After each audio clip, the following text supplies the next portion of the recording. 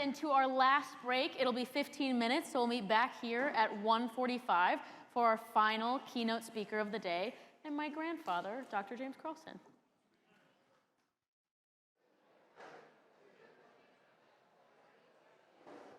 Come on and find a chair, folks.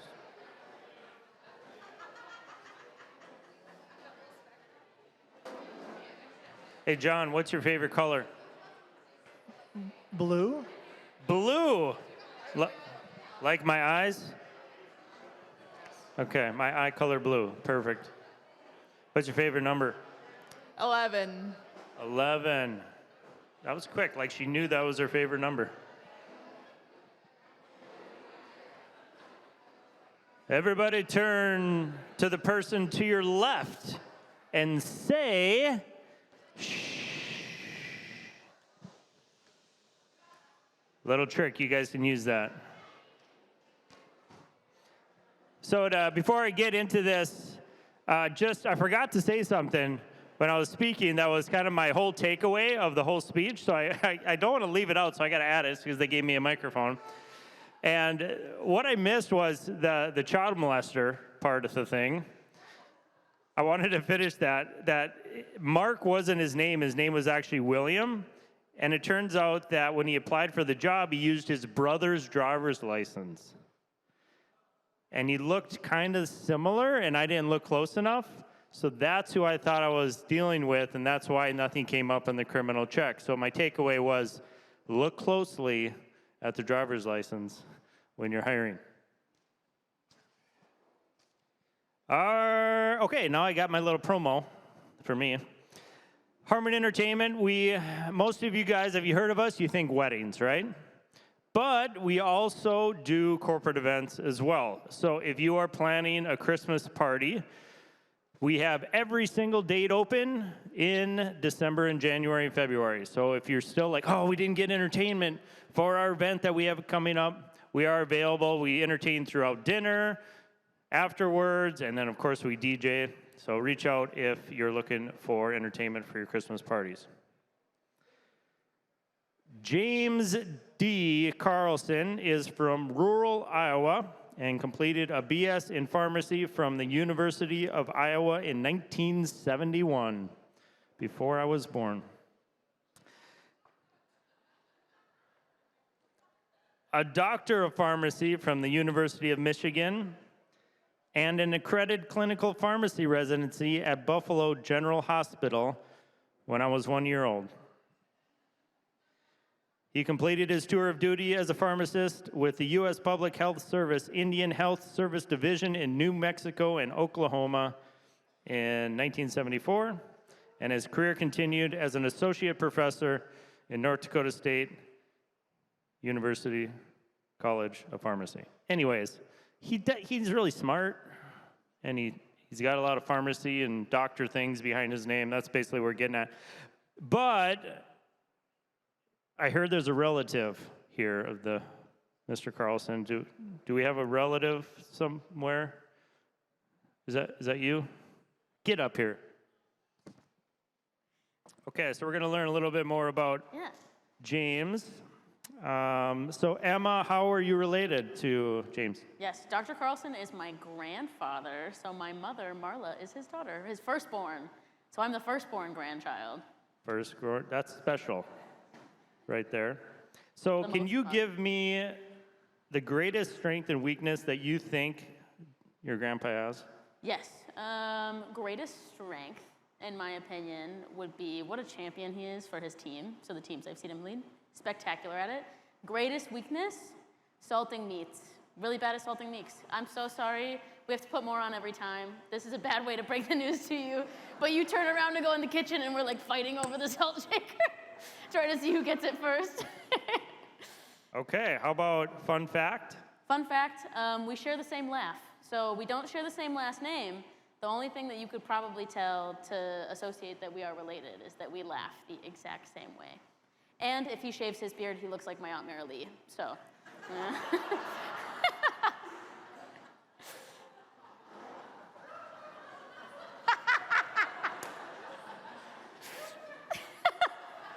have to stop. Is that the same laugh?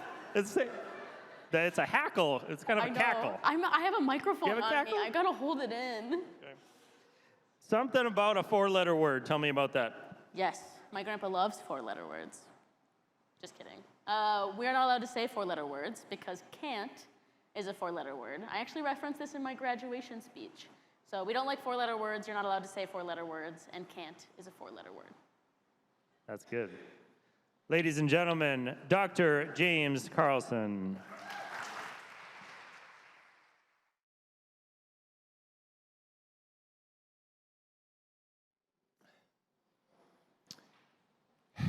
Well, she used to be my favorite oldest grandchild. Okay. When my kids and grandkids talk about me, yeah, okay. Yeah, I'm past it. Okay. All right. Anyway, I forgot. I don't wear glasses anymore. So, good afternoon, everybody. Sorry, but I have to read because my memory's too short. But based on the quality of today's presentations, I'm really not sure there's much left for me to say. But let me start by thanking Kurt McSparron and his team for inviting me to speak. It's fun to offer just a little verbal diarrhea on my favorite topic, which is business. And of course, I wasn't totally expecting my granddaughter to be here. I had a smart aleck comment to make and gone. So the agenda. Getting down to the business. When I typically prepare for a presentation, I like to review the definitions. For some words have taken new meanings over time. Okay, I'm a pharmacist by background. So for example, a tablet used to be a medication, but now it monitors home security, serves as a peripheral brain, and even takes pictures. A bump used to be an obstacle in the road, but now it moves your internet thread to the top of the line. But for a few of us, not to name anybody, but a bump is still a shot of bourbon before you go to bed. So I like to go to definitions. So I looked up the leadership definitions, and they agree with what you've already seen today. And the Oxford Dictionary and the Merriam-Webster Dictionary, they're similar. They don't tell you anything. They're kind of vague. So I looked a little further, and the University of California in Irvine gives you the best set of words, which in my humble opinion, define what leadership really is. It's willingness to listen. I always told my staff, if I say it 3 times, it's important. It's willingness to listen. It is the willingness to listen which makes you a good leader. It's perseverance. It's honesty. It's selflessness. It's decisiveness. It's trust. It's integrity. And of course, academia left out the most important word, ethics. Maybe that's why they support plagiarism, I don't know. But anyway, continuing my quickie internet search, I discovered this is also a very hot topic. In the last couple of years, there's been thousands of articles and books, so I'm a non-expert on this, so what can I really add to the discussion? But so far today, the question has been, what does it take to be a leader? Well, before I go down that path, I would like to take the alternative path, and that is the negative of what you don't need to be as a leader. And in my opinion, leaders do not need to be narcissistic autocrats. Just so that we're on the same definition. A narcissist is a person who has excessive interest in and admiration of themselves. They're really disgusting people to be around. An autocrat is a ruler with absolute power. In my opinion, equally disgusting to be around, and I'm sorry I've had the opportunity to work with both in one person. Narcissistic autocrats do manage companies, and their staff fear them. This behavior reduces productivity and loyalty, and it creates a negative, depressive office culture, which you can't even correct it if you decide to work from home. You still suffer through it. So, if you personally, and I'm speaking to each of you personally, if you feel you need absolute control because you are the only one who can do it right, then I would suggest you go teach first grade, or you become a prison guard, or El Jefe in a local drug cartel. First of all, you'll have better job satisfaction, and your staff will be happy you're gone. Okay, so let's get back to the topic. In my humble opinion, leadership has two parts. One, common sense, and two, following the golden rule. Just in case you're too young to know that, since my age has been pointed out, do unto others as you wish them to do unto you. Now, I don't really think I need to explain these two parts. So, I mean, if a simple Iowa farm boy like me can get it, I'm sure this lecture is over. And in looking at Kurt, he's telling me to keep talking. Okay, so, in my simple opinion, leadership is not complicated. But not all of us have the ethics or the 7 building blocks to become a good leader, good listener. So let me share with you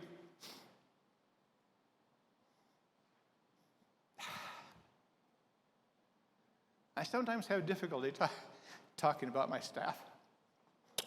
Seems like yesterday. Okay, move on. Leadership abilities. You are not God, nor are you God-like. So self-assess and determine your weaknesses. Separate them into, I can fix this, I can't fix this, which means, or interpolates into, I need a plan. For management issues, in my simple opinion, you can learn how to manage. It may require you get down, get a little dirty, and God help us, you may have to show a little humility, but it will help your learning curve. Bottom line, admit to your weaknesses. They may require a little longer work on your part. You may have to be a little smarter than your peers to get your work done, but trust me, you will survive.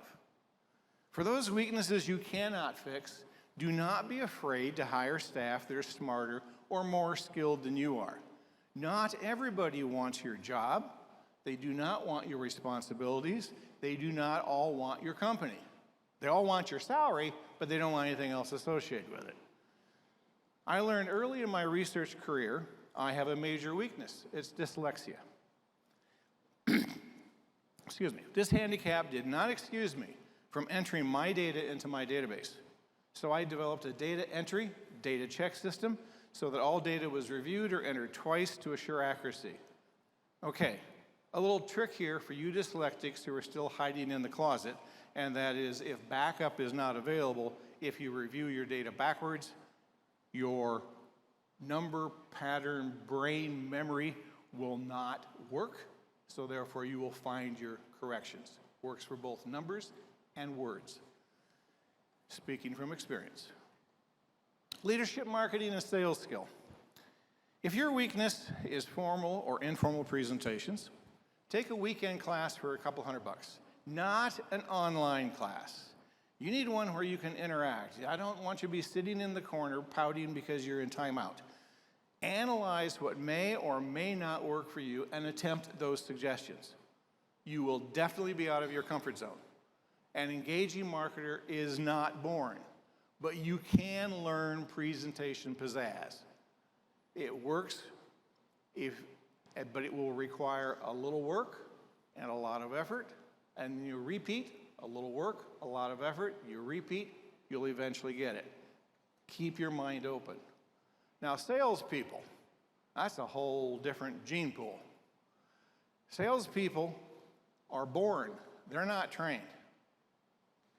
Salespeople are individuals you need to learn how to recognize them, and don't confuse them for an alcoholic. But when you find them, hire them on site. I went through several before Medicare called me. Again,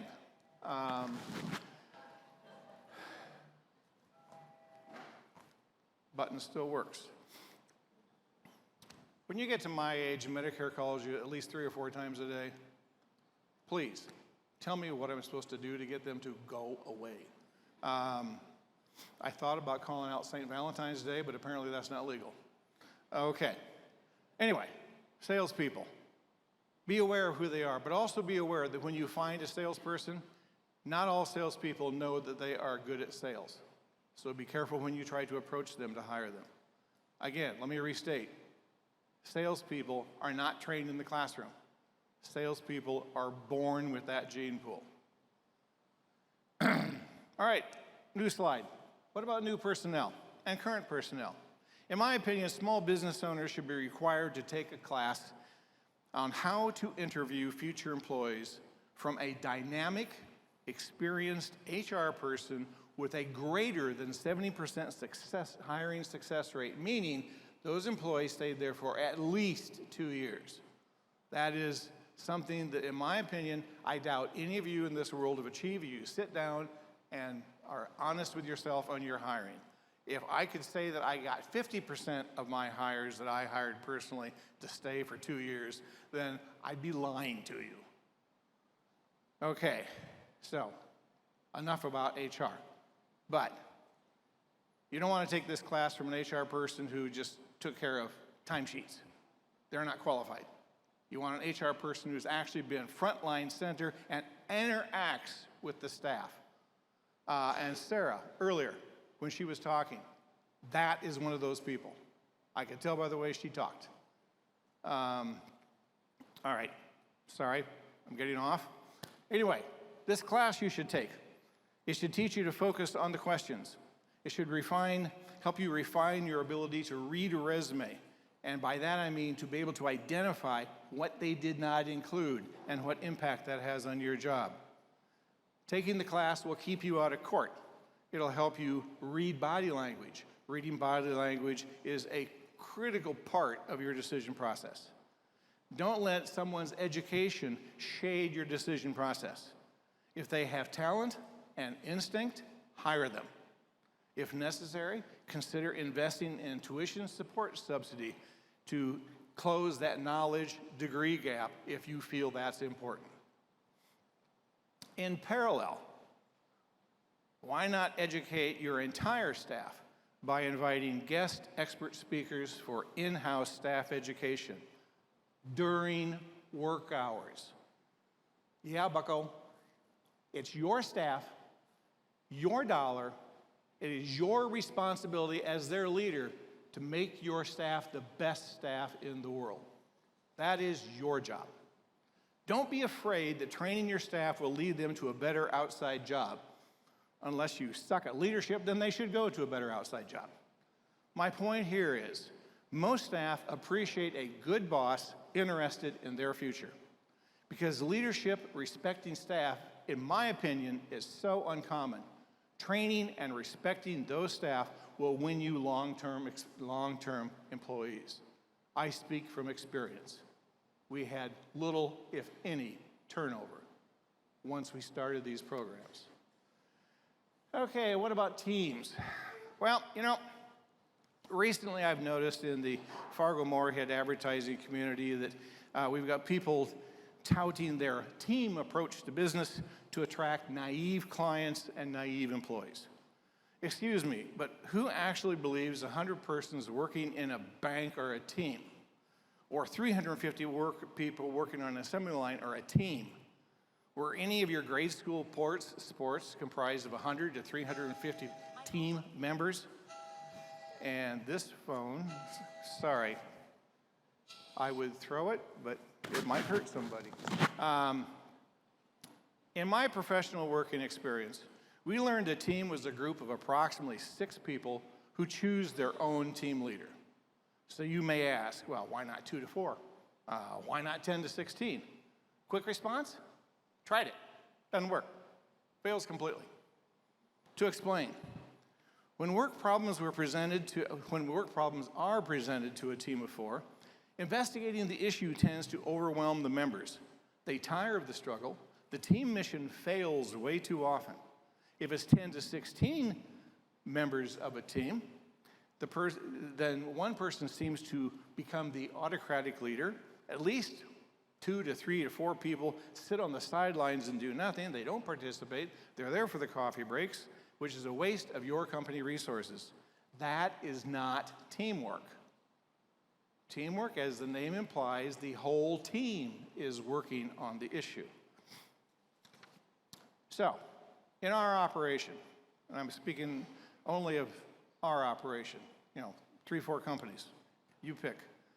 6 members allowed the team to optimize the strengths, and 6 members allows the team to identify the strengths and weaknesses of each member during the problem-solving portion of the work. It also allows individual employees to feel growth, personal growth, and job self-satisfaction. In summary, 6-member teams effectively involve the whole team in defining the issue and creating a work plan. And secondly, 6 members can easily sit around a table, hold hands, sing Kumbaya. And for those of you that don't know, the master key to all problem solving is holding hands and singing Kumbaya. You'll be around the fire later if you don't know the words. We'll teach you.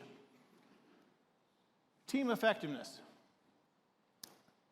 For background, my company had weekly all-staff meetings. They were limited to 1 hour, and we discussed the issues of the previous week. We updated the staff on upcoming workload, and we maybe did a short educational ditty. The meeting finale involved the management MC inviting staff to comment on any issue or employee concern. Any issue, any employee concern. Calling on staff by name for input was a step towards communication between management and staff. This step was an attempt to prevent friction, which may or may not be visible, but it always disrupts productivity. Restated, management typically assumes they have all the answers. This communication effort opened the rich resource of problem solving by employees. Problem solving by employees. Problem solving by employees. And stopped the typical negative gossip against management that I'd experienced in my past. For example, our weekly staff meetings occasionally identified issues which led to discussion and evolved to creating ad hoc or problem-solving teams, 6 members. The management the meeting management facilitator would then create an ad hoc meeting during the course of the discussion, ask the ad hoc team to investigate the issue, propose a resolution plan to management, and set a reasonable timeline for completion. Management then received their proposal, and if accepted, the plan was implemented and assigned key staff and ad hoc members to execute the plan. Management reserved the right to accept or reject the plan. However, rejection meant returning the issue to the team with management insight and resources and with suggestions to help assist in a resolution of the work problem. Remember, the work problem was brought up by the employees.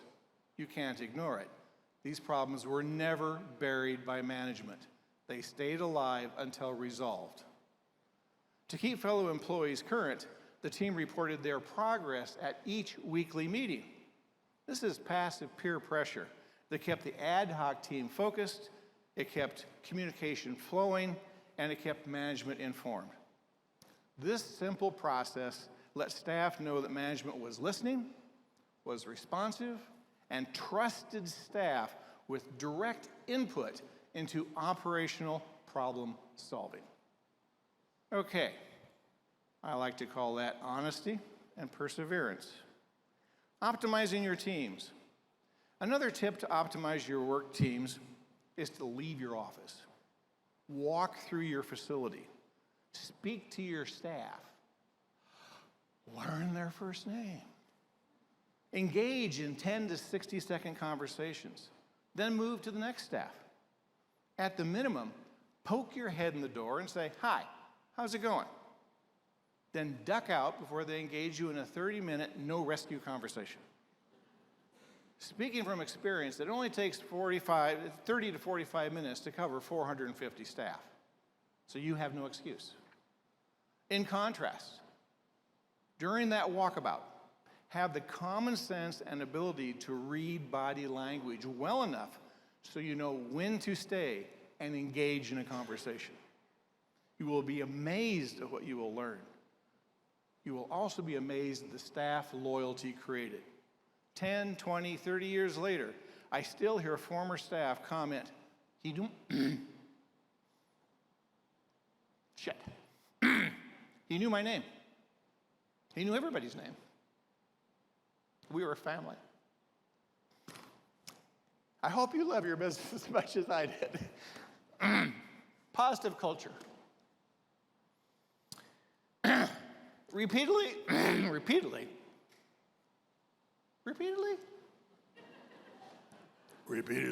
Okay. Repeatedly, I hear leaders say they do not have time for a staff meeting. Meetings cost too much. Staff don't need to know. I'm too important for the staff. Let me rephrase that. I am too important for the staff. Yada, yada, yada. Well, I disagree with these flippant, naive, insecure, arrogant, and greed-related comments. To make a point, does your significant other ever tolerate you making a 5-star champagne dinner date with best friends without informing you of the upcoming event? Didn't think so. So, I think this is called respecting your partner. In contrast, if you didn't respect the partner, it would be called divorce, and they would take 90% of your assets. That would be the same as an employee walkout for not informing them of what's going on. I consider them the same.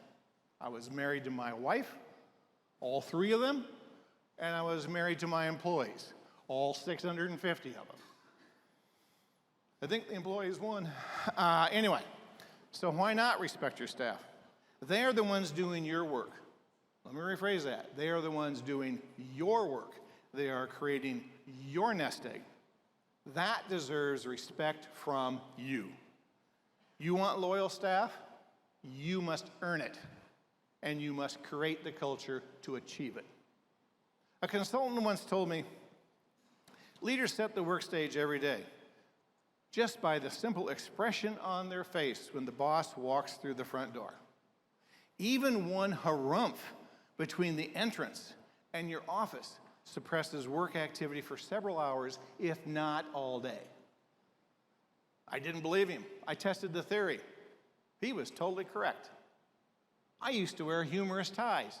If I wore a bad tie, that also set the stage. So be careful what you wear. Be careful what you say. Be careful who you growl at. Anyway, that simple experiment in nonverbal communication opened our eyes to routinely passing business information from our key staff to our employees. For example, when key staff attended national and international conferences, they, myself included, were requested to verbally present a brief summary at the weekly staff meeting. The intent was to explain how the meeting helped or hindered our company development. Some conference overviews became 10 to 20-minute educational updates on FDA requirements. Some were just discussions of market changes that may affect our future studies. Some were reports on the competition. But the most important ones,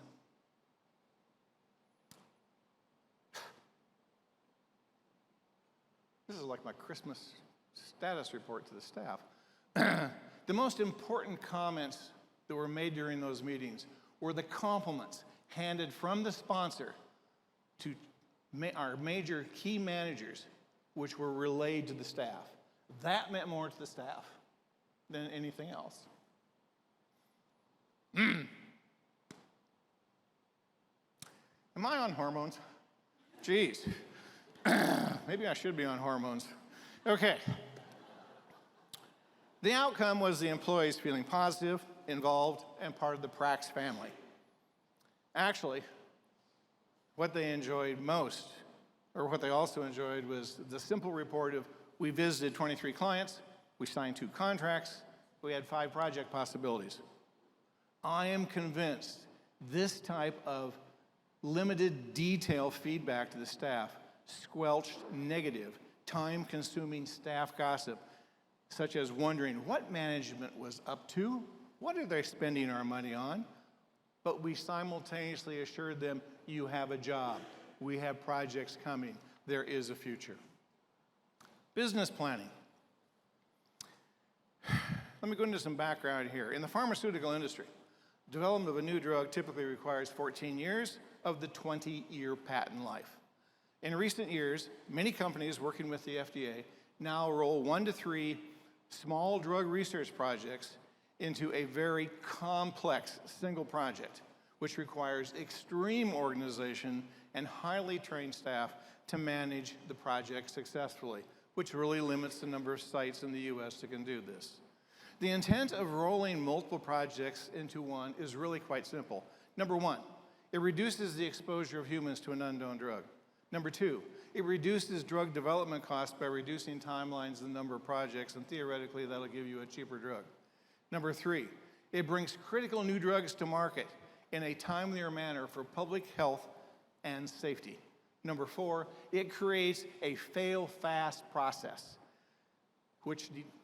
and that fail-fast process determines if a drug should be developed or killed early in the process, rather than waiting 14 years. Now, this fail-fast approach to the drug discovery applies to any business. But you need to understand it requires extreme planning and aggressive quality assurance program to ensure that nothing is forgotten and all data was collected with extreme integrity. I think there's some key words here: honesty, integrity, trust, perseverance, decisiveness, and ethics. The point of the story is really quite simple. Be nimble in the growth of your company. If proper planning and quality assurance is strong, be willing to push company growth by evaluating simultaneous facets at one time. However, fast-fail company growth can be risky because it demands total, complete, absolute honesty with your results, integrity with your data, and it must be executed with the highest level of ethics. If those are followed, fast-fail can be a strong asset. So, I think it's probably time for me to quit rambling. One quick pearl of wisdom for you to realize: do not be afraid of failure. But most importantly, and Emma was right, I posted the word can't on pretty much every wall of the building, even the toilets. It's a 4-letter word. We don't need to use 4-letter words. You'll be successful if you don't use 4-letter words. Worked for me, and I'm not smart, contrary to what the prep was. I'm just an average Iowa farm boy. Got lucky in life. Had a fantastic staff and an extremely supportive family. For those of you that can work 80 hours a week, my hat goes off to you. I never figured that out. So, anyway, I'm done. I have nothing more to say. I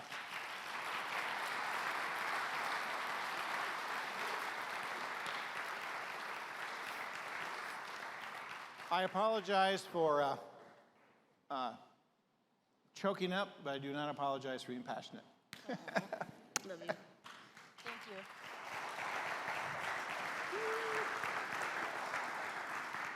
In conclusion, thank you all for coming. We've wrapped a little early, so happy hour will begin early. One final reminder is we have a photo booth in the boardroom. We'd love for you to join.